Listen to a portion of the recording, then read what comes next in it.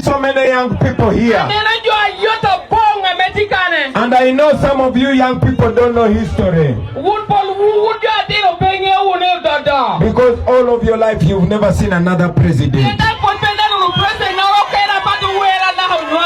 Therefore you believe everything that they tell you. But let me tell you this.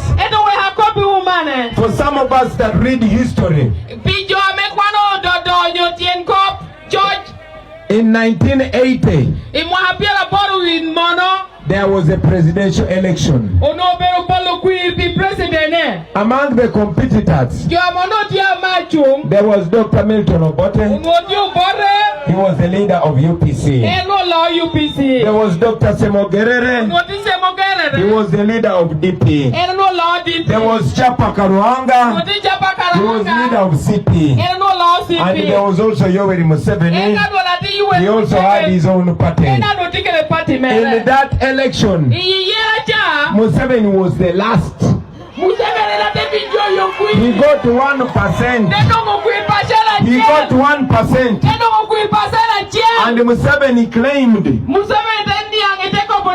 that UPC had rigged the election.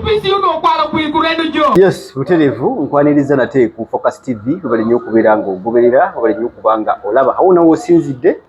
okulaba Focus TV nkwebaza ekyokola ky'amaanyi nnyo era bali ddala ate naba kusubscribinga kujukiza subscribinga so that olaba bingi byetukutegekera era byetukuleetera agenze na subscribing ekyokola ky'amaanyi genda mu comment section teekamu obubaka bw'oba owulidde buliwo commentinga buliwo sharinga tweyongera okusukuma ewantu ewalala era tweyongera okubuna eggwanga lyattu Uganda.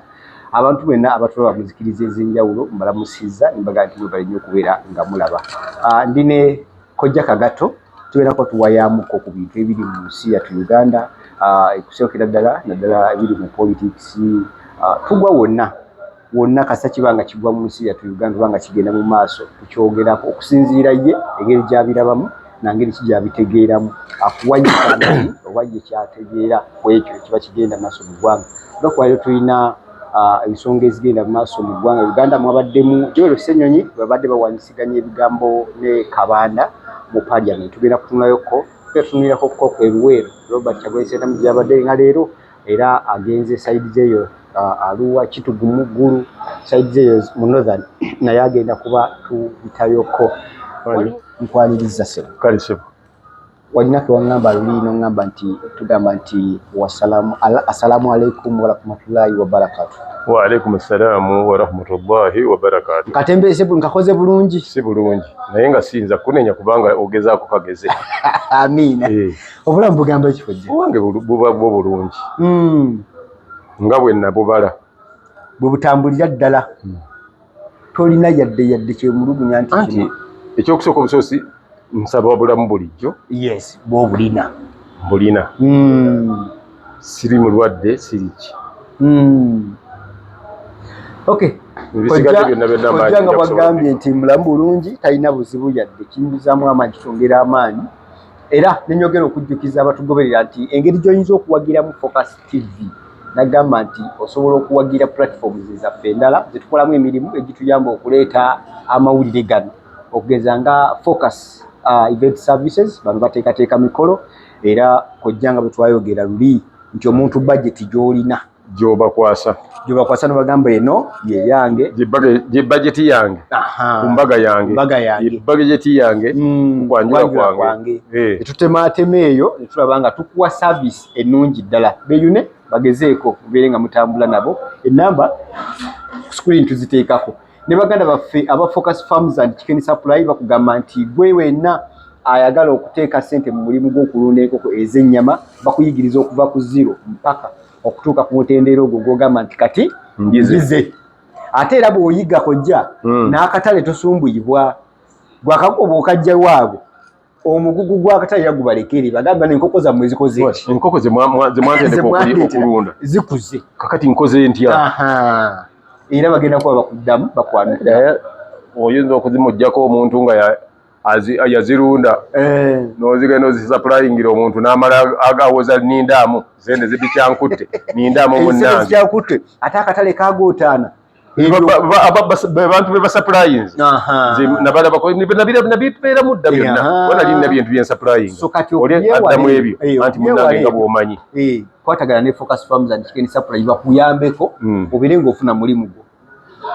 kojja waliwo n'abantu abalala wano aba bicycle kick mpozi abantu njagala bajjukiza nti bicycle kick yengeri yokka gy'osobola okutambuzaamu amakaago engeri yokka gy'osobola okubonamu obuzibu bw'abakyala okuvuma okulengeza okuyisamu amaaso n'okukunyooma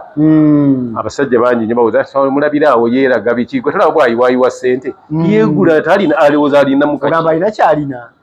naye oku bicycle kick buli muntu ajja kukkiriza ojja kubanga ng'otambula nga buli omu akoona ku munne yoyo nange eyo gye mpitira bakoona ku bannaabwe tiwa oyo ye yakampa ekaneetereera oyo omwami oyo gwolaba muka nti muki oyo yewabaza akalagala nzibaze amakaaga ngaali gafudde naawe wabaza akalagala naye maama ndi nti nze nkamirwa bina olwekyo ojja kubanga okuba ku ssimu 0752 oleme kuwoza mbuno bw'ate baba bakampeereza omupiira olugusiba bwe nti ate ne nkuba mu katimba ate bwe nkuba mu katimba okuddamu okumpeereza omulala nga sikyasobolirako ddala ebyo n'ebizibu oba obigonjodde era n'okugobera ddala ekyo omusajja tamalaako anzisa ennyonta mugambe okuyuza masuuka talina kyasobola kukola ebyo nabigobawo tekyali mukazi ayinza kyogera nga bicycle kick waali n'olwekyo essimu 0752 3 ojja kubanga buli kimu okimaze kojja bwagamba ekyo kitegeeza nti ate nebbeeyi ku muntu yenna buli omu tusobola okukwatagana kubanga bw'obanga okoze olina ekintu ky'olina nga kisobola okuyamba abantu gujolabe ne gaba malwaliro nti ddwaliro kuba mutu okimanya amalwaliro ga missionary gaba ga ssente naye ate weewunya era ne bwogendayo nga tolina ssente bakujjanja ati bayinza kuleka muntu n'afa nga ki naye tumanyi toyinza kulemererwa waki bagamba nti kale leetayo emitwalo 3 bakugende bakujjanjabe bakube empiso olwo tomusujja gukuttiraawo waki kojja mu maaso wano mabegakaawo mutubadde mu weekend awo bakyawesetamu yakyalakokko saidi z'e Masaka bwe yakyalako e Masaka eyo okunoonya akalulu omukulu Abedi Bwanika Mugalatiya Kimanya Kabonera yavuddeyo n'agamba nti nze Robert Kyagulanyi Ssentamu bwe yazze eno n'atannumba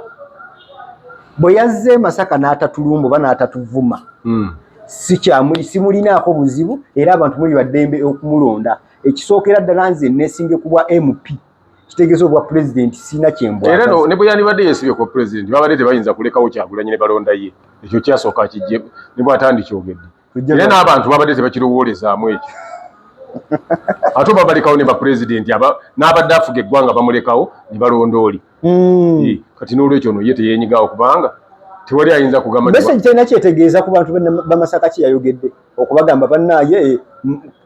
bagamba bye babadde basinga ababadde ku Kyagulanyi obungi ekikulu byonna ababadde bali awo bawuliriza message anti okati ekyo bakiyita kwekonsoolinga oluvannyuma lw'okulaga nti bye wali olowooza si bwe biri bwe byali si bwe biri kwali asuubira nti otuuka eri agenda baddiza baakafa ate Kyagulanyi si musiru kutuuka kuleva eyo nze gamba nti bano abalala bonna babanga bamusookamu emyaka 3 emabega mu byobufuzi Kyagulanyi kati ali mu February bo bava mu November ye yayingira ddala mu mwaka omulala mu February bo bali eno muguno ogw'eyo mu November w'omwaka guno yabaleka dda byakola byonna naye tebamutembeese azze mbu alabira ku bo okukola ki ebyobufuzi bo lwaki ebyabwe tebabiteeka ku leva eyo ye kwabitadde ebibye bwebanga ye ku bo kuba bakopo oleme kwogera bintu bwebanga bazze balabira ku ye nga ye alabira ku be bamenta be bo bandididde ebyabwe ne babissa ku leva eyo ne bagamba nti tolaba gwe bwe biri ku leva nga yaffe ne babanga kyekyokulabirako kyogaba naye kojja weerabidde nti abantu bano bwe baali batandika NOP bo bagamba nti yali alina okubamu n'abantu abagundivu bebo bampuuga kyogamba nti kubaagula NOP okugijja ku kibalama abo baaliko bayinza tebaaliko naye nga newala okwogera ebinandaga nti abantu batandika okumbuusabuusa mbitya oli yakola ki yatandika ekintu kiki yes yali atandika okugenda nti yesimbewo mu Kyaddondo yamala kukunganya babwanika naye yatuuka kusanga abeetaaga babiri bonna tatuukangako okonga abeetaaga kubanga yagenda mu bantu b'ekyaddondo si beekabonera okusaba obwemupi bw'ekyaddondo yagenda mu beekabonera namukungwe na Nnyendo abagenzeyo oluvannyuma nga abasaba kabwa pulezidenti ate era oba bandika muwadde batebandika muwadde era naye yali talina kyajja bagamba gwe nawe abantu nabo bwe bategeera tolowooza nti be bantu bali bamagamba nti egindi bantu bagundi nti yabasimba busimbi mu bikebe kojja kyogezaako kutegeeza si kyengezaako kyotegeeza enkola analysis yes kyotegeeza Abedi Bwanika talina yadde kibagaseeko ku Robert Kyagulanyi Ssentamu naddala ku buwagizi bw'obweye Masaka bwawa kakati bagenze okugenda Masaka nga tebakwatagana oyalagamba nti ate bwe yagize n'akunga abantu bajje balabe Kyagulanyi yabagamba mugende muwulirize byagamba singa teyabagamba tebandize kati yeyagamba n'ab'embalala yeyagambye n'ab'eziroobwe nze nina ebintu omanyi byempulira nga byebiri kyeggamba kiri nti omusajja oyo okujja kwe kukunamiza abantu bangi kutulaza abantu be twali tuwolowooza nti bamaanyi nti bagezi bategeera nnyo waliwo neyavuddemu ebigambo nokamba omanyi abo abali ku loole eyo mulaba kwaya ya kyaki polisi emmotoka ya polisi beereeta bakyaki bakwaya ya kyaki bambadde kala ya patemu nze kati awo nagambide bwe yajja buli be twali tulowooza nti bagezi yagenda abakunamya bukunamya nze nkugambye so era twalabyeko omukulu Mpuuga Honorable Mpuuga yakutte manifesto ye ya DF n'agitwalira wa Katikkiro Charles Peter Mayiga ndowooza agiyiseemuko kino ekikolwa kyo kitegeeza kikojja nze simanyi omanyi ebintu bino byakula bulala bw'aba mulala nga yakikoze kati singa Kyagulanyi ye yakikoze n'akwata constitution singa ebigambo mubiwulira I don't know whether he would be entertained ng'atuuse eri n'akwata constitution n'agamba owekitiibwa kaaka n'akatabo kafa banti kati omanyi waliwo ye yatutteyo amanye ensonga ze lwaki yakitutteyo manyi mulimu byesaagala kwogerako kuba wona abyogerako abamu bakira bulala ate mu Uganda mulimu enkola eyajja nti buli lwoba towagidde ekintu kya muntu kye yakoze abantu balowooza nti oba mubi oba twoyogera ensobi ekirimu nti olwo gwe okoze tekati ayinza okugamba nti noyogera ku kintu Buganda tulendanga otugamba Buganda tojagaliza nti abaagaliza Buganda Kyagulanyi bamwaniriza kyenkanawa mirundi emeka bazze ne bamwaniriza abamulaga okumuwagira mbalagamba nti bavaayo era bamukoleki bamufootole kati ebyo saagala byogerako kubanga bw'aba yatutteyo nankani agitwaleyo kati aba yagitutteyo bagikyuseemu balabemu nti kino bwakiti kikyuseagitunulemu naye munanga alabe yali agitwalayo nga tannagitongoza campaign tezinnagimusooka agimutwaze rough copy oba mugezi rough copy agiyiseemu draft yagenda mugamba mugezi bwe yandikoze nze kati akuba ate oba oyisiza ne mu Katikkiro maaso okumutwalira ekintu kyewatongoza edda nti ayitireemu amaaso alabe oba kumuyisaamu maaso kuba wandibadde ogitwalira mu state eri nga ogitwala singa oba oyagala kuzimba nnyumba sketch gy'osooka n'otwalira omuntu nti njagala kuzimba nnyumba bw'eti olabye otya sketch so si mutwala final plan nyumba yange muneyogiraba otya njagala eno gye njagala plan bw'eti gye njagala okuzimba olabye otya ennyumba olide balina mu kkomerero kati eno ennyumba gye bakola finishing otwalire omuntu oli oba omulengezeza nti yali talina magezi nakyayongerako omutwalire kumukakasa bukakasa nti kino kitwandowooza olaba ndi wadde tewaliiwo naye nagikola bwe nti Ssaabasajja Kabaka ensonga nyingi zazze ng'asiriikiridde obutavaayo kwogera direct so nga ate Munnayuganda yandibadde ali awalowooza agamba katulinde endorsement kyekikontana oba kyeki ekiziyiza Mengo okuvaayo oluusi olwatu okukomentinga oba okuvaayo n'endoosinga abantu nga bano mu kaseera nga bwe kati nze kati wendi wano ekikwatagana ne Ssaabasajja sisobola kyogerako Basiri musiri toli mwogezi wa yes ate toli mwogezi we siri mwogezi wa bwakabaka bwaki see I reserve my comment bwakabaka sibwogerera kintu kyemu bobo enyini balina vaayo bwe bali baagala okwogera era bagenda kuyita mu mwogezi w'obwakabaka wa Buganda oluvannyuma lw'Akatikkiro okwendoosinga nti kino kyekisaliddwawo Ssaabasajja kye yatugambye tukole kino okay nkojja waliwo ensonga ezigenda mu maaso endala ow'ekitiibwa bamita wa kitiibwa Lope Honorable Joel Ssenyonyi babadde mu parliament oludda oluvuganya yes babadde mu parliament ejjo waliwo abantu balinga basatu benjagala kudiscussingako mu nsonga eno bwe yafuddeyo n'alambika Kabanda yasoose David Kabanda yasoose wa NRM n'agamba nti ebikolobera ebikolebwa poliisi oba ebitongole ebikuumi by'eddembe ziba bibe abakulembeze bennyini beba provokinga ebitongole ebyo n'awayo ekyokulabako n'agamba nti ye mwennyini alina akatambi nga ali ku ludda oluvuganya Robert Kyagulanyi Ssentamu avuddeyo ali mu kubala ennamba ez'abakumi b'eddembe nti tebawera 5,000 era ng'alinga agamba abantu nti olwokuba tebawera 5,000 kitegeeza ffe Abannayuganda tuli bangi oba muli bangi mmwe musobola okubeŋŋanga ng'abakumamu omuliro kati endowooza ya Kabanda oba gundi bwe yagamba mu vidiyo agirina anti omanyi naawe wennyini ayogera ekintu olina okussaamu amagezi go oba okyogera oli bw'agamba ng'alinga agamba kitegeeza nti si kye yabadde agamba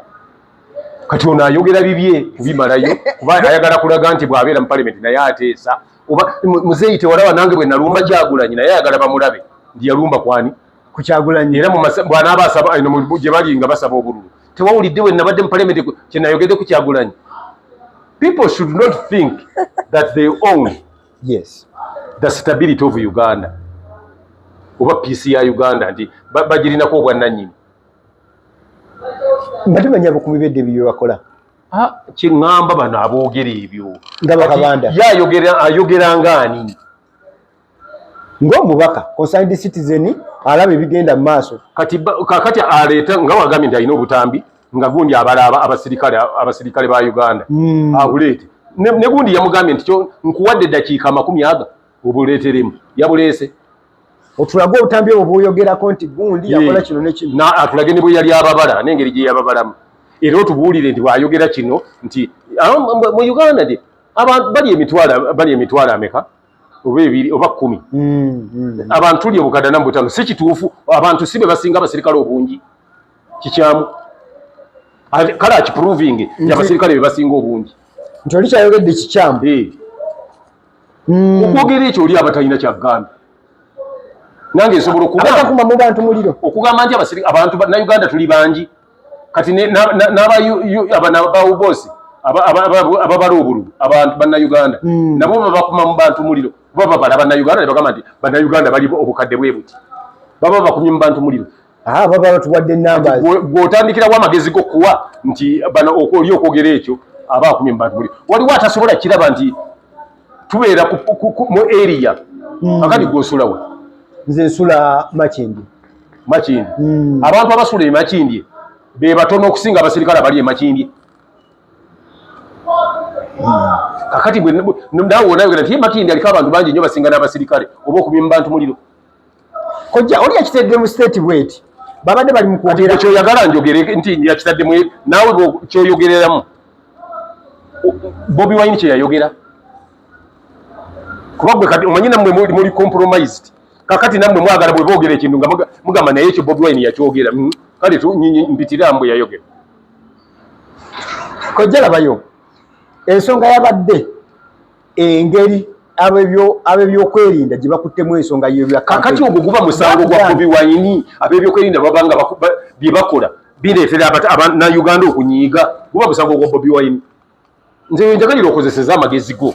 oleme kubeera nga kengere nti bwe batagikuba tevuga. Kojja njagala otegeera mubaka ono kikyategeeza. Nze saagala kutegeera muntu ayogera bitategeerekeka. Ye alina okutegeera ebitegeerekeka so sinze kutegeera bya kijinga byayogera. era provoking yezo bayogerako bakuzeyo ne bakuba n'okukuba abapoliisi bakoze ki bavuddeyo abantu ne bakuba ku poliisi batuleetereyo ku bantu nga bakuba poliisi naffe tuleeta poliisi ng'ekuba abantu period ekyo kyetagamisamu magezi bazaalika n'omwana abadde asitamye ku poti asobola okuvaayo n'agamba nti abapoliisi bwekuba abantu nate teri muntu ayinza kuleeta bifaananyi ng'abantu bakuba poliisi bwe baba gye bali babireete batubuulireko abantu be batutteko mu poliisi nga babatutte lwaki lwakukuba bantu naffe tukulage gundi ng'akuba ono akuba mukiibi akuba oli akuba nawalo wendi nina nga bakuba mu vidiyo bulina nga bakuba waliwo ne yabadde agoba akube n'agwa mu kinnya n'abivaako buvi kuba okugulu yakugonoonye kwamuyisiddwa bubi kojja anti kati mwe muli bangi kamera gini poliisi yeeyina oluusi eyina obujulizi togamba nti mu Uganda eno okwetooloola yonna gyeri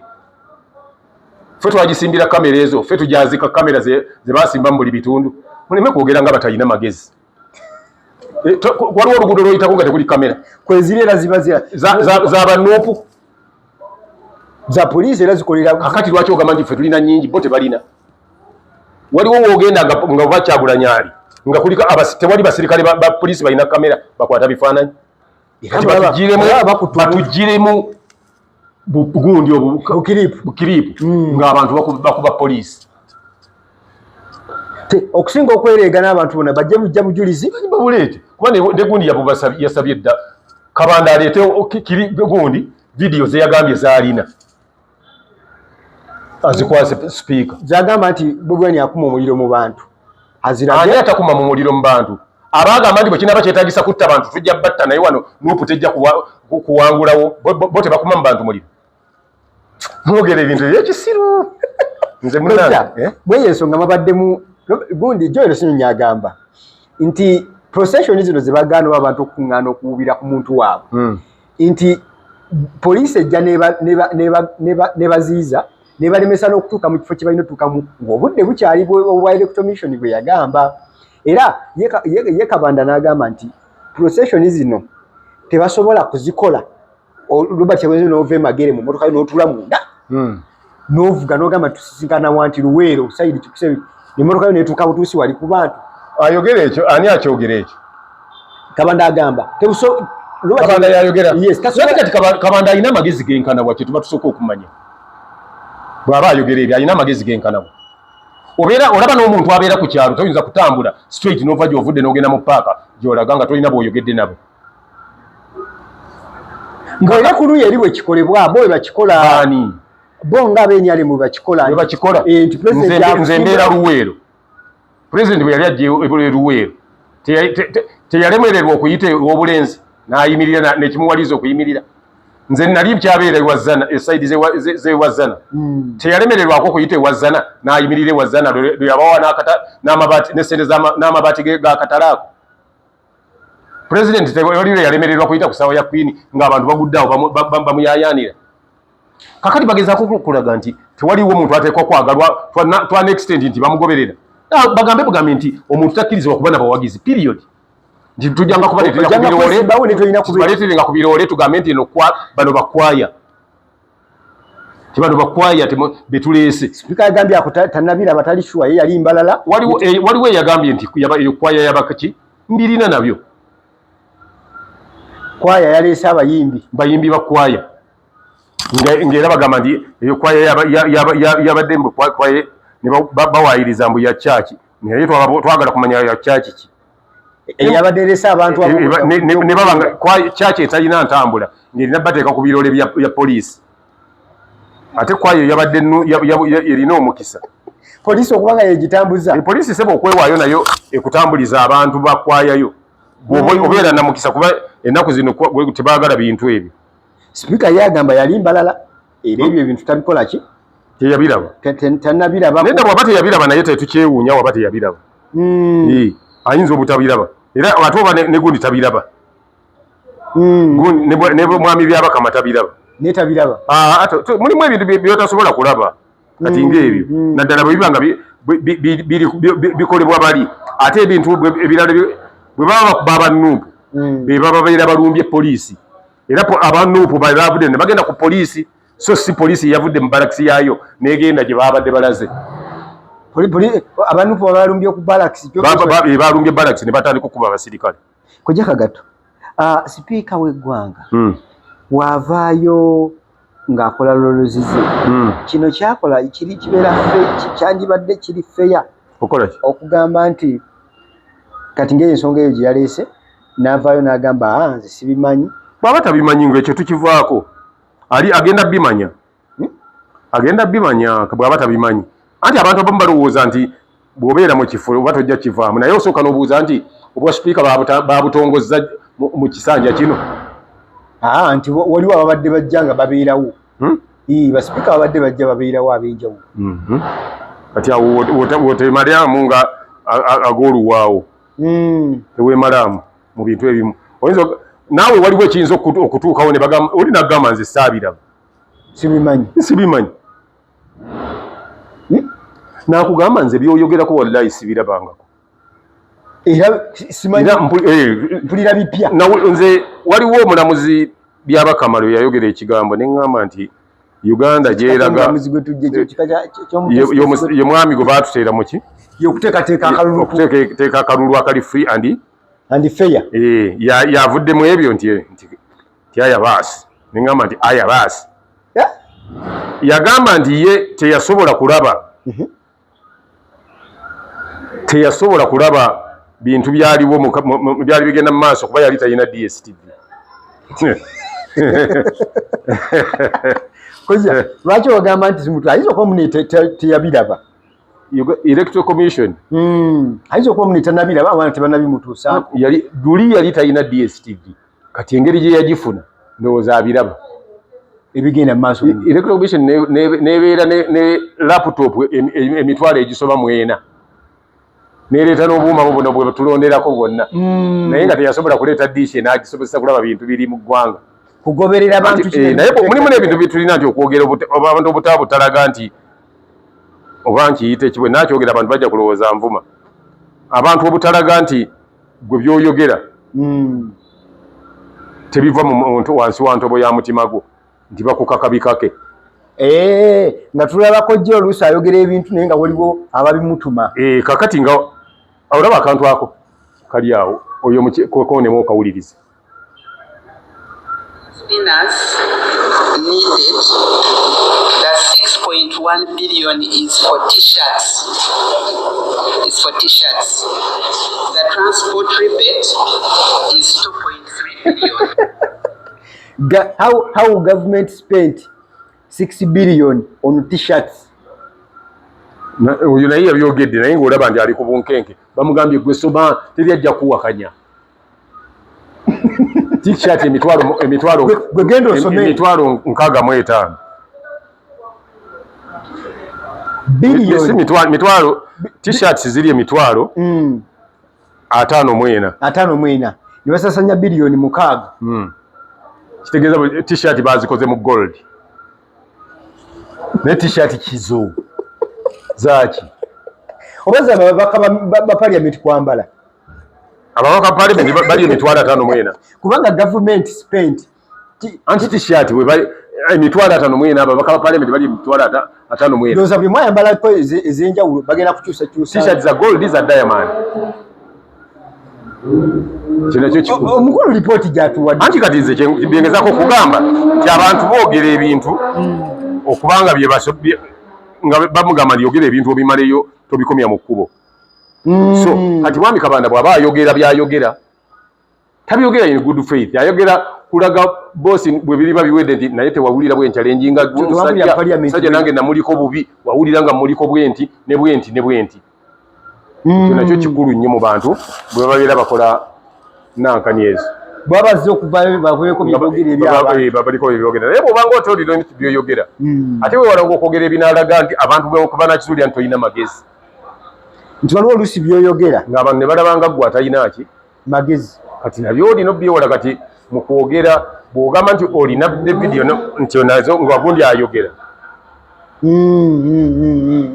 gundi nnungi nnyo bajja mugamba nti zireete bwe tugireyo bugizi vidiyo hawuse etuule bagiteerewo gundi bagiziteereko bazanye buli muntu alabe nga buli akumu omuli yagambidde ndi abantu ndi mu lumbe eki abamaje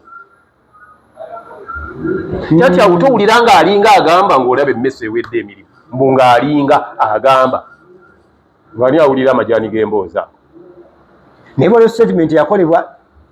tuli bayeekera baani ndituliki wali abayeekera babika bimeka osooka nonyonyola omuyeekera kyeki kati gwe oba ogenda okukissa ku muntu osooka n'obunyonyola isileke nga bonagamba ndi ono mutujju gravity nedda okugamba oli omutujju nze kakati nze nkimanyi for instance kati mwannyina wa Margaret Magi Kigozi kuva dda mutujju naye abantu bakyusa ekigambo butujju wano obutujju is someone who hunts wild animals poacher gwe bayita omutujju anti kati ekyo gwe sirowooza nze bwe ngamba nti nze ndi musalamala gweoba obusalamala olina amakulu gaabo malala nze nkubuulidde kyange sirogera kikyo kyotegeera kubanga tetufaananya ntegeera gwe olifuye okutegeera kyoyagala anti obwongo bw'omuntu gwe toyinza gamba nti lwaki tutegeera nga nze tolina gweoyinza kukaka kutegeera nga gwe kati ne Katonda siyinza mukaka kutegeera nga nze naye ategeera nga ye kati oba obwongo bw'alina butegeera kukomaawo lulinga luggi bw'oluggula oyinza edduuka kandi ate lwetooloole n'eno nga si bwe baalukola era lwa lufuluma nga ludda wabweru lugenda kukola ekyo ate toyinza kugamba nti kengere ejja kuvuga nga ng'ombe toyinza kugamba nti Kabanda anaategeeranga Sematimba anaategeeranga Mutyaba anaategeeranga ani naye alina bw'alina okukoma okutegeera otherwise bw'onaamufuusinga ajja kukuba akabundu oba okugwa edda lwatambule basaba omusajja nga yabisagudde wali nti kiki nti nabadde ngezaako kulowooza ku bigambo omusajja bye yayogera naye nze mbitegeera bwe ndi oba okomakomaawo teweekooya otegeera bwoli onaako ogiraba yakatuuka n'okuva ku makya obuliri wa buzito bwayo omusajja tomukaka kutegeera waliwo omusajja ennaku ezo yagamba nti ffe nga ababooda twasazeewo Bobi Wine tajje Masaka titugeza ne tumulabako e Masaka naye ayogera ebyo omuwulira n'ogamba nti kale wulirayo bamwogeza naye bamuwaliriza oba bamuwaliriza kakati gwe ate ayogera otyo nga bwe yali ayogera ne accent gye yali ayogereramu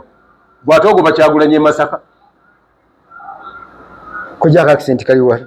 nga bwe yali ayogera ojja kuddamu okawuliriza ate oba ogambye naawe wamuwulira ng'ayogera ojja kawuliriza bwe yali ayogera era ng'ayimiridde mu kitiiki ekigaana abantu muleme kwefuula bantu muleme kulowooza nti mulina obwannannyini ku ddembe ly'eggwanga nti buli bwammwe teri mulala naffe ffenna buli akola kyakola alwana kulaba nti Uganda ebeera muki mu mirembe kyova olaba tukubiriza abantu nti temubeera violenti bye mukola mubeere peaceful buli kimu olaba mulina kye mukayanako yita gwokayana naye omugambe ndi wayi lwaki kino tetukikoze tutine bwetuti kitambula bwekiti dialogue musibobe nti mukkaanya muleme kukola ki kubeera violent buno obukubagano buli wakati wa poliisi n'aba opposition basobola okutuuka tewaliwo obukubagano buli wakati wa poliisi ngamba okusika omugwoko okubiriwo anti gwe okuyita kusika muguwamba n'okwe kusika naani anti buli omu alina bw'ategeera kye nagambirira si kukaka kutegeera bw'oba totegeera ng'ogolaba nti nuupu poliisi okuva eri nga nuupu erina gyeraga n'ejja ng'egigoberera n'eteeka amafuta fulu tanka mu mamotoka n'egoberera nuupu gyeraga bw'olaba nuupu yeba erina akakubagano ne poliisi tukozese magezi mazaali oleme kugamba nti amagezi go bagasuulira mu pampa gwe kuntegeerayo kale wadde tewasoma nnyo gwe kuntegeerayo olaba singa Kyagulanyi agenda Nakasongola poliisi nevuga emmotoka zaayo okuva enaggulu ng'egoberera agenda Nakasongola Kyagulanyi aba ayina akakuku ne gundi golaba abayina anti wabyakola ebiva mu mateeka amateeka katugambe gwe tugambe byeyakoze otugambe kyekikulabisa nga isi akakiiko akateeka kakugamba poliisi ejjanga kuyambako okutereeza nti ki ni poliisi ejjanga kugoberera oba kuyambako kutereeza traffic akwata nolaba abanufunga ddala tewaliwo n'abantu bakugambye nti okuva e Kampala okutuuka e Nakasongola tewali ba traffic police era mwabwe omanyi newala nnyo okukozesa ebigambo kuba ojja kulowooza nti ate gwe totegeera nti oba bali bo bategeera mwaba abagenda bagoberera poliisi walolebeka aba traffic abagenda bagoberera abakola ku yentambula obwongo tubukozese tuleme kulowooza nti tulina omanyi abali ku mikutu abasinga mugenda ne mwogera ebintu musobole okuba ndi oba mufunayo abababeerako babawene ku ssente ndowooza kyekikwogeza ebyekisiru naye nga ebituufu obimanyi kojja kiki ekiri wakati wa poliisi ne opposition nze sikimanyi poliisi gyolabula bingi egoberera kati poliisi ati gyobuuza bagigamba egoberere Kyagulanyi nakyo kiri mu nankani mu nkola kuba poliisi nze bemanya bateeka okugenda ne Kyagulanyi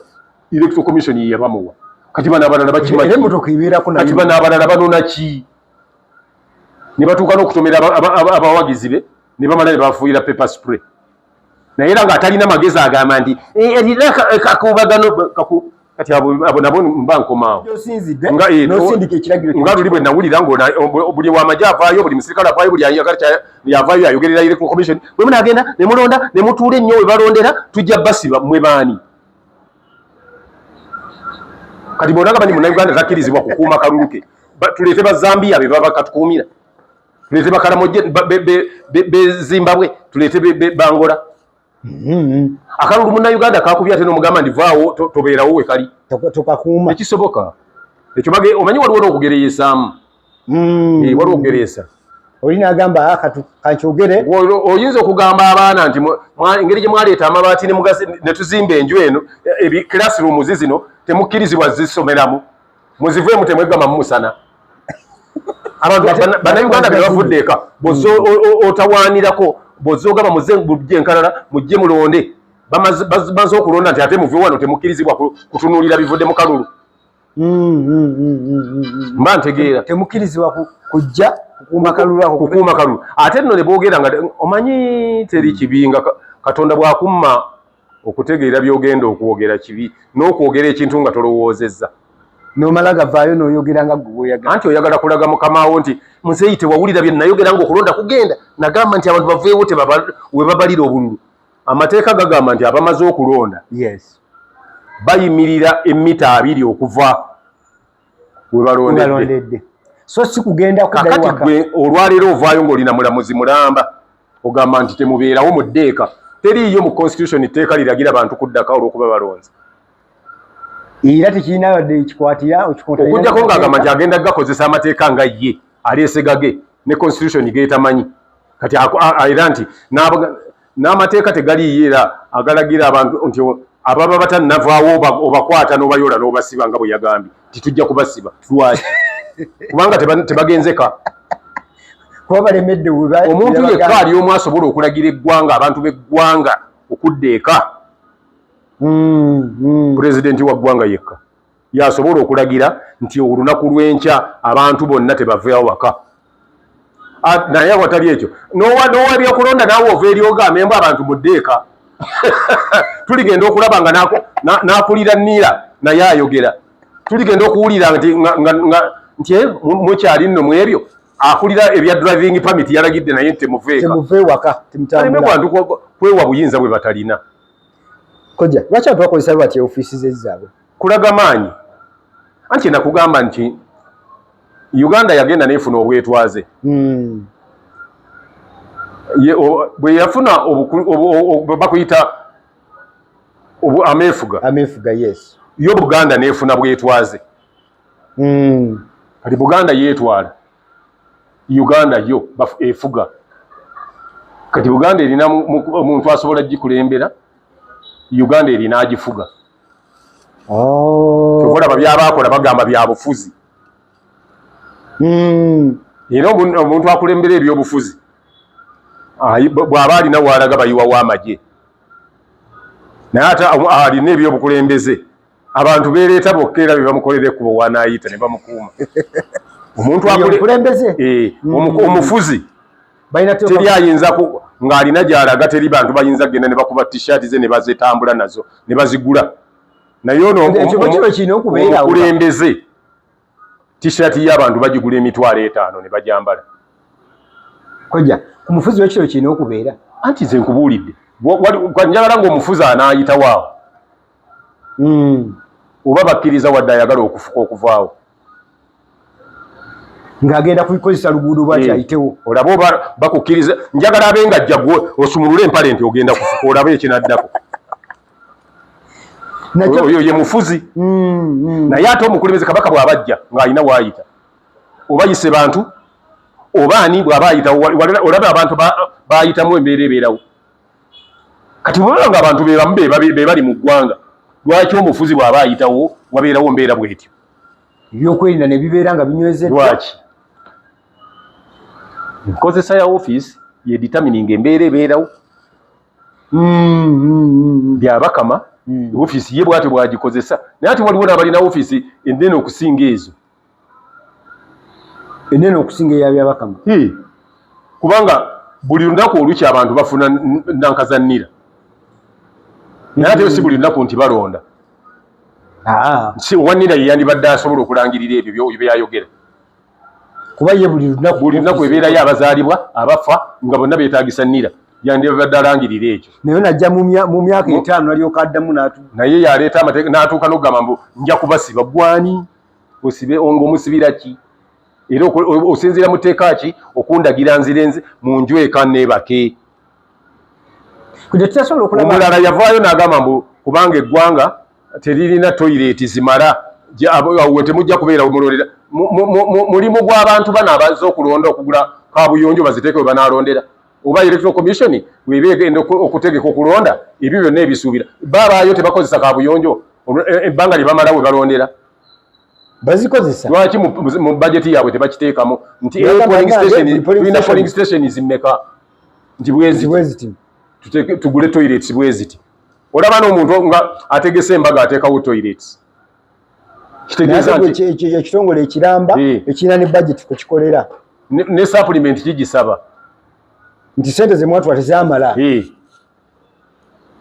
bayinza n'okugamba twaguze t-shirt za buwumbi bwe buti t-shirt eka video kandazaawo ng'oli annyonnyola bwe yakozesa ssente ezo ng'ate mukakkamu nnyo ssente buwumbi 8 buwumbi 6 agulamu t-shirt $5,000 mu 10,000 buli ndoza t-shirt bakozeza Diamond byebyo nno munnange ze bagenda okutwala abagende nga bagamba abantu nze simanyi naye nze nkugambye nti ofiisi oli agikozesa kusinziira ye bw'ategeera nze wano ninako abantu edda Uganda yafunako ku baminisita wano balinga 2 ndowooza be bakyasinze okubeera baminisita abalungi mu nsi waliwo yali prime minister Waligo n'omulala yali Joshua Mayanja Nkanji bagenda ebweru ku trips ze bagendako buli omu mu myaka gyanjawulo ne bakomyawo balance ku ssente ze baabawa okutambula nga banagamba ndigenda n'emitwalo 10 $10 giigyo Waligo yazza 10,000 n'oyo n'omugenzi Joshua Mayanja Nkanji naye yazza balance wa ssente kuze baamuwa okutambuza nagamba ne zino za Africa kojja bali ku mulembe ki Mayanja Nkanji tomumanyi mumanyi yakuma abadde yaliwo mulembe ki yabeera minister of finance wali tonazaalibwa njabiwa nali sinaba kutuuka sinikira muli agannyo kojja vodde sikuvuula okukwesiriwaza omanyi mugenda ne mwesiriwaza mulowooza nti bajja bawaana oba onoonya kubeera muto Joshua Mayanja Nkanji abadde minister of finance mulembe gwa Museveni gwe n'akumya balance n'abagamba bannange ssente zino zakomyewo ne Waligo yazizza kati abo be baali bamanyi okukozesa obulungi naye ng'oli abasigadde nakugamba nti nakubye t-shirt $5,000 mu 10,000 nange kennyini wano ne bwe bampa akawumbi kamu era nzikubye ezo t-shirt aka ate ne mbaddiza balance ne bagamba zo zifiseewo buno obuwumbi 5 n'obukadde bwe buti nzizizza naye n'ogamba nti wakozeseza obuwumbi 5 6 nti okuba t-shirt abafera bambi gye bakubisiza gundi bazikubirawa bazanti batubulire gye bazikubira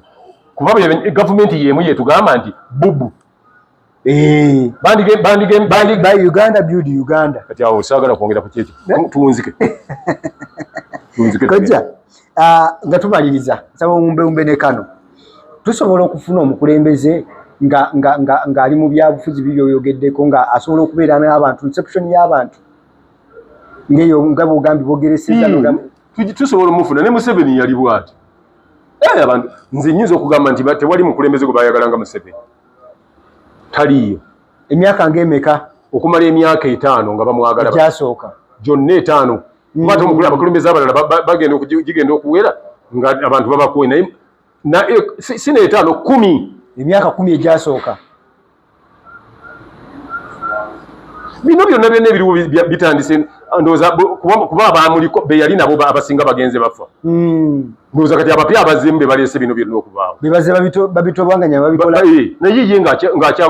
ye bwagamba nti kino kyenkyagala bwe ntowulira nti n'olwalero eri alina be yagamba nti gundi bakuwe kino gundi kola kino gundi muwadde kino nga tebabibawanga kuba abaliwo bapya balwanye eyo bagamba ne batusuubiza akasimo kaffe tetukalabangako abo tebagenda kalabako kubanga abaali babamanyi baafa ate ne pulezidenti kata kyalina budde bwabwealina budde bwayogera bayogedde naye tosobola okugamba nti genda bakuwoyo obukadde 30 n'olugenda ne bagamba nti waliwo obukadde 6 onaabutwale olinde buli oba bonna obulinda lumu kasogamba nti nja kulinda ng'oviiriddemu awo naye nga pulezidenti Museveni tewaliwo omukulembeze yali azze wano mu Uganda gwe baali bagaddeko nga bwe yabamwagala emyaka 10 egyasooka tukole kyokuddayo ku myaka egyo 10 engeri gye gyalimu ate kati tunakola tutya tetulina kyakukola omukulembeze akyaliwo ate asobola okuddayo n'aba mu myaka gye yagiramu asobola obikyusa kuba yabikola luli oyogera bintu bya kisiru tajasobola bikyusa kati n'abikyusa atya n'agamba abantu baali nabo bonna n'abagoba addeyo abeere n'abaafa bokola ebyekisiru nga bakujjawo nga baleeta abantu addemu abeere n'abaafa mwe bali abantu anti yali abeera nabo luli baafa bano abaliwo bo bali mu oyagala jayo lisiti y'abantu beyajja nabo tinaliiwo kati musajja wattu naye womusaasirira kati buli gwateekawo gwate oba asobola okuteekawo oli nti ono twalira bano abantu amabaati egindi ne bagatwala nosanga nti minisita gundi yeefuniddeko agage koja oyo tukomi wano neyanziza obubaka abantu bange bafokasi bakwagala nnyo era baŋŋamba kujja oyo atuwa bwino bagambe nti nange mbaagala naye bakubirize eggwanga n'ensi n'ebitundu byomwali buli omu okulaba nti tebabeera violent bakuume eddembe people shouldn't be violent buli kyemwagala kyonna muyite mu kukkaanya tewaliwo ngeri gy'otayinza kukkaanyamu na muntu yenna don't be violent tukuume eddembe likuumibwe ate teriiyo agamba ndi yenna nnyini lyo buli eddembe lya Uganda bannayuganda bonna balivunaanyizibwako naye ogenda n'owuli olinga ayogera mwagala tutabangulira ddembe sirya teririiko bannyini lyo nti mmwe gundi ne gundi lyammwe no buli muntu alinini ate naawe ogenda n'olabanga alowooza nti kati oyinza okugamba nti poliisi bwefubafuuyira abantu gundi hot pepper gundi ono spray pepper spray olwebekuuma ddembe olwebeerikuuma okukubaita okubeetabangula waliwo oli abadde agoba omusirikale wamulabye n'agwa entumbwe yo simanyi tajja kuddamu goba abantu yabivuddeko abantu ne bagenda byabwe nakalabyeko nange nga bakuuma olwo Uganda bwetyo bwekuuma eddembe nze mbadde ngamba nti abasirikale ne bwolaba nga ogenda okukola ekyobusiru ng'ekyo sooka ojje mu yunifoomu yaffe yambala neyawaaki ne bwobeera obwereere dduka bwereere okole byoyagala byonna yunifoomu ogizeemu ng'ogenda okukola ebirungi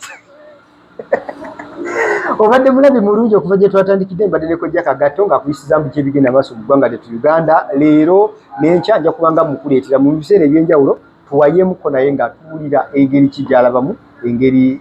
ensonga ez'enjawulo ezigenda maaso mu maaso ate nabakusubscribinga nkujjukiza subscribing oleme okusubwa information ennungi bweti oleme okusubwa abantu ab'enjawulo bajja ku platform eno nga balina bye bakunyonnyola for now tubeere mu bulungi era and because Museveni did not have support, he did not even have support where he comes from. Museveni started the war. He started that war in Buganda. He started that war in Luwero. And do you know what Museveni did? Museveni and his NRA rebels, they put on UPC t-shirts with a picture picture of Dr. Obote.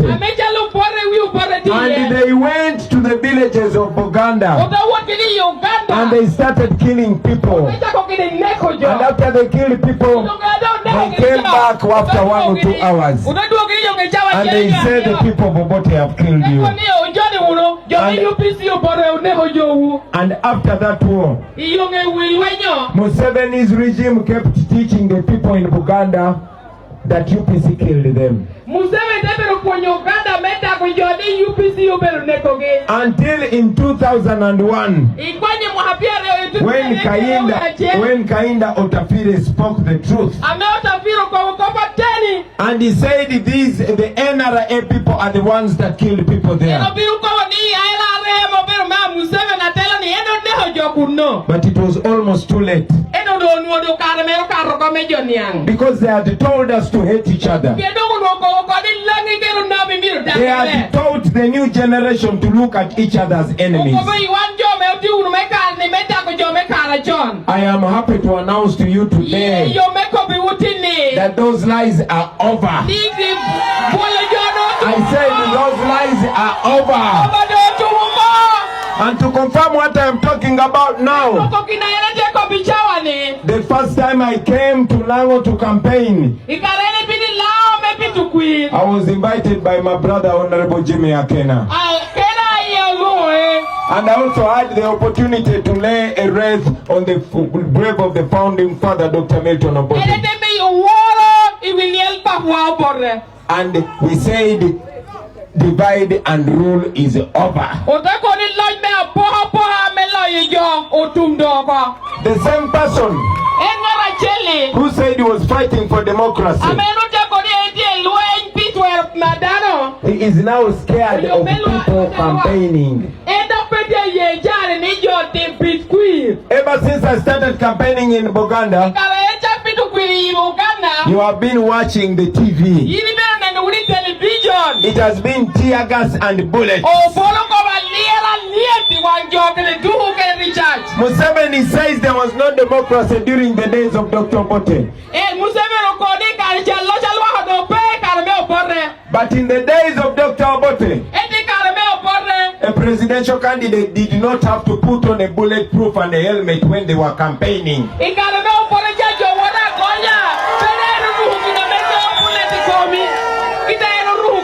In the days of Dr. Obote, Museveni was never arrested for campaigning. In the days of Dr. Obote, the RDCs never stopped any person from Uganda to go and attend any political rally.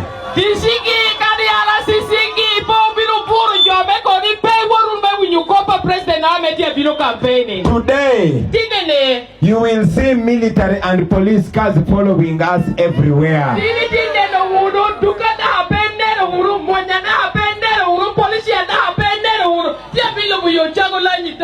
Because Museveni has no support. He has nothing to tell people after 40 years. Kusubscribinga ku Focus TV. Bingi